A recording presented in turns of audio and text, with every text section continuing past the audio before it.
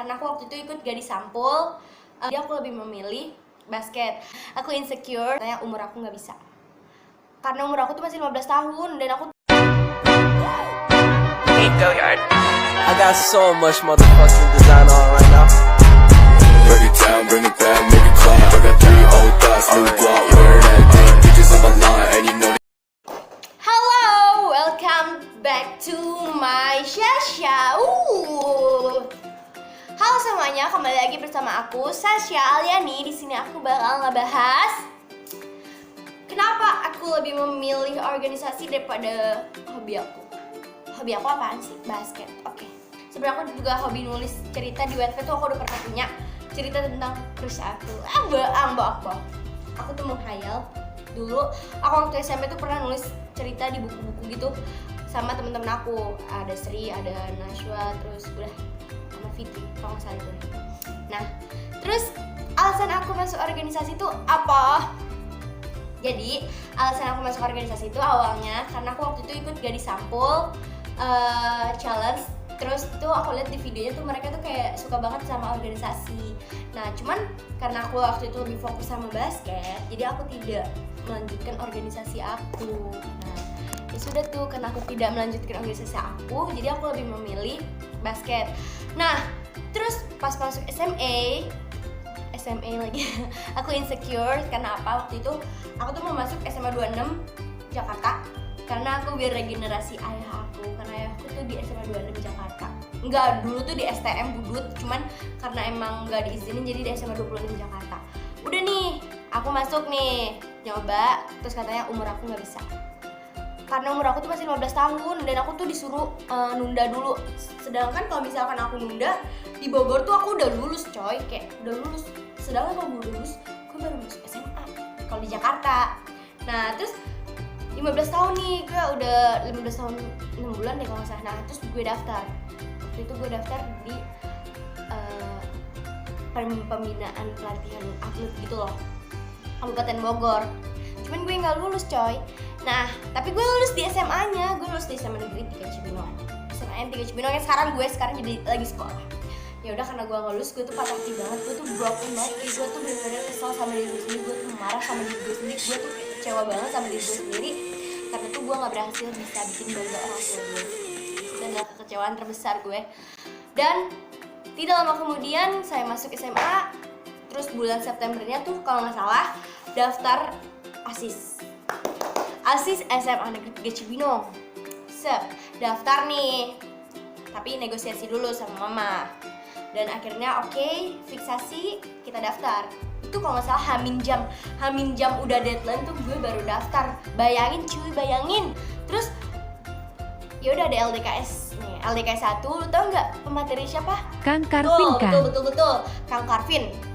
Itu tuh banyak banget gelarnya cuy, kayak gue makin insecurities. Karena apa? Gue tuh gimana caranya supaya gue banyak gelar kayak gitu, supaya gue banyak pengalaman. Dan tidak lama kemudian LDKS itu nih, yaudah nih, karena gue tuh ngerasa diri gue tuh bawel, cerewet, dan gue tuh nggak bisa kalau misalkan di acara seminar atau workshop atau webinar tuh nggak ngoceh, nggak ngobrol, nggak nanya, nggak ngomong. Itu gue tuh pasti ada 1 atau 2 pertanyaan yang gue acungin gitu, kayak saya mau gitu. Pasti ada pastinya 1 atau 2 pertanyaan. Yap. Nah ya sudah nih, aku lolos nih sebagai OSIS. Nah tidak lama kemudian pas semester 2, ketua OSIS tuh nge-share tentang forum komunikasi OSIS Kabupaten Bogor. Apakah aku mendaftarnya? Ya, jelas aku mendaftarnya. Karena apa? Karena kayak, wah, forum OSIS Kabupaten Bogor. Dan gue ngiranya Kabupaten Bogor tuh cuma Bojong, Cibinong, namanya Lewiliang, sama Kemang doang. Itu gue tahu tuh, sama Tejurhalang, itu 5 doang gue kira. Itu masih Kabupaten Bogor, sih saya tuh kayak kota Bogor. Dan ternyata buset, luas banget, sumpah demi apapun, itu luas banget. Dan aku daftar nih, ya sudah nih, kan aku daftar. Aku mengikuti tahapan-tahapan seleksian, dan tidak lama kemudian aku seleksi wawancara. Dan itu aku adalah second time aku wawancara. Dan ternyata lebih menakutkan wawancara forum, sumpah itu aku takut banget coy. Udah akhirnya ya udah tuh selesai, kelar nih ya. ya udah diumumin tuh, dan ada namanya gue Servina Citralini underscore SMA negatif Cibino. Seneng banget cuy, kayak oh my god, seneng banget. Terus ya udah nih ada capang nih, terus ada first meet-nya, kita sampailah ke tahap mubes. Lo tahu gue jadi apa? Korwil Pusat FKUKM Generasi 9. Gue seneng banget coy, kayak oh my god, is my dream come true gitu. Kayak gue emang pengen banget jadi korwil waktu itu. Terus ya udah, karena emang gue jadi korwil dan sekarang gue jadi korwil, udah gitu gue udah paling muda sendiri coy. Gue kelas 11 sendiri dengan kakak-kakak gue yang bener-bener bagus banget gitu. Kayak gue ya udah gitu. Terus membudayakan bahasa akang teteh. No itu tuh kayak, sedangkan aku waktu itu dipanggil sama adikku teteh aja udah kayak gitu. Sekarang kayak udah terbiasa kayak Tessa karena emang membudayakan Sunda gitu. Ya udah, kita juga bisa beradaptasi dengan bahasa. Terus gak lama kemudian hadirlah FOJB Pusat, tapi aku tidak lolos OSIS. Oh iya, aku masuk FOJB. Enggak, aku gak masuk, aku cuma ikut seleksi doang. Terus gak lama kemudian ada tuh buat seleksi pengurus wilayah. Aku masuk. Kamu bisa tebak gak aku jadi apa? Duta Literasi FOJB Wilayah 1 Generasi 10. Keren banget gak sih? Aku tuh kayak jadi duta literasi. Nah kan aku masuk di FOJB tuh pas udah kelas 11 nih. Aku kelas 11. Oh, kelas 11 ini aku tuh masuk kelas 11 yang jurusan kesehatan, yang kayak emang nanti kuliahnya tuh mau ke kedokteran, perawatan atau segala macam, TNI atau apalah gitu. Cuman tidak lama kemudian aku tuh inginnya menjadi ilmu komunikasi, dan itu aku udah nggak bisa pindah kelas coy. Kayak kenapa sih gitu? Itu harus bisa menemukan jati diri aku tuh pada saat di organisasi. Nah, sudah nih di literasi, sudah nih perjalanan panjang di FOJB Wilayah tuh panjang. Dan hadirlah wadah yang bisa mewadahi pelajar berkarya berkreatif, yaitu Jurnalis Media Pelajar. Tepuk tangan dulu. Apakah itu susah? Ya, susah sekali. Karena apa? Waktu itu tuh jurnalis itu aku tuh lagi bentrok sama LDKS 2 apa LDKS 1 di OSIS sekolah. Karena emang banyak tugas dan banyak banget kerjaan, aku nggak bisa menghandle itu jurnalis. Tapi jangan panggil aku Sasa. Nah, aku daftar tuh jurnalis media pelajar. Aku sebenarnya nggak punya apa-apa gitu. Kayak aku masuk ke sana ya udah kayak cuman bawa diri aku sama nama sekolah gitu. Ya udah kayak Sasa jadi jurnalis media pelajar, jadi jurnalis pelajar kayak apaan sih itu. Nah, challenge aku ikut challenge dan aku ya udah aku ikut challenge, tapi aku tuh kayak ngirimnya tuh H-1, H-2, H-jam gitu, karena aku tidak ada waktu. Jadi aku berusaha tapi aku tidak sampai melewati deadline. Ya karena memang akang tetehnya mempercayai aku, mengamanahi aku, sehingga aku lulus jadi jurnalis pelajar, dan aku ngambil divisi videografi, nggak tahu, pokoknya videografi deh. Nah sudah nih aku masuk videografi jurnalis pelajar, dan ternyata seru banget. Aku tuh kayak bener-bener otodidak di situ.